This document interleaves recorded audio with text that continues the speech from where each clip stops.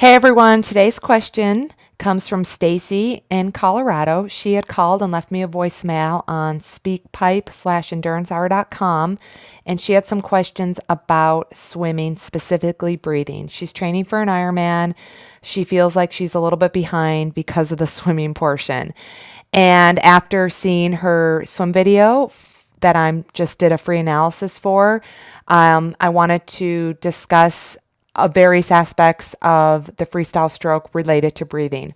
So when you're just kind of a newbie swimmer, you have to be able to breathe. That comes first before you can learn mechanics. There's 4 things that affect your breathing and mostly cause breathlessness. Number 1 is overly kicking. If you use your legs too much, they're bigger muscles. They're going to use more oxygen. They're going to increase your breathing rate. Number 2 is if your legs are sinking. Number 3 is if your balance is off and you're dropping your arm while you rotate to breathe. And number 4 is not exhaling right before you inhale. And looking at her video, it was interesting because when she was going easy effort, her breathing was every 3rd stroke and it looked pretty good. When she was trying to go hard, she started breathing every 2 strokes, a little bit too frequently. And I could see that when she was trying to go hard, she was kicking too much. She was dropping her arm when she was breathing and possibly not exhaling and inhaling timing wise. So first thing I wanted to speak with is, learn to use your upper body to pull yourself through the water and try to kick less so you don't get your heart rate up so high, and maintain a less frequent style of breathing, because sometimes exhaling and inhaling at that frequency could cause you to hyperventilate and cause breathlessness.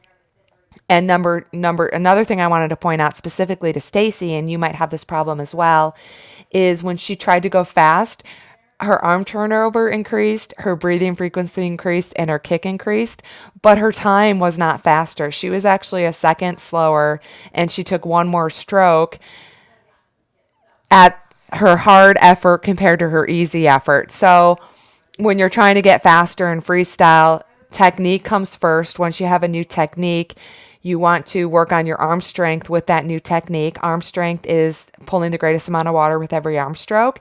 And then once you're efficient and confident and stronger, then you work on increasing your arm rate turnover and you will go faster. But when you increase your arm turnover to go faster, you don't necessarily want to increase your kick, and you don't want to lose technique and distance per stroke. So definitely is a process.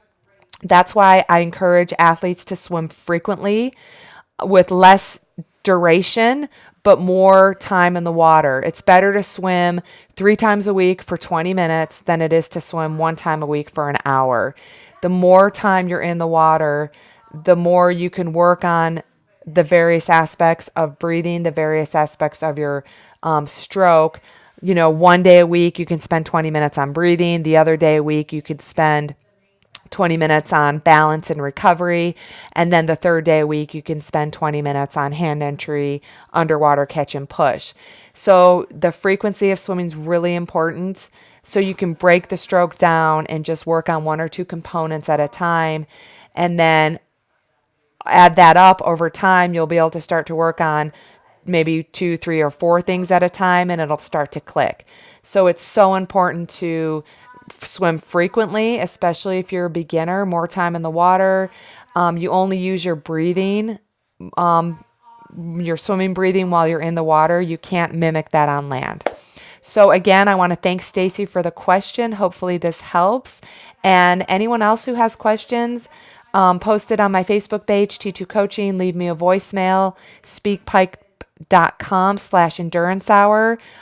Send me an email, whatever's, easier for you. I love questions and I love to answer them. So make it a great day and a great week.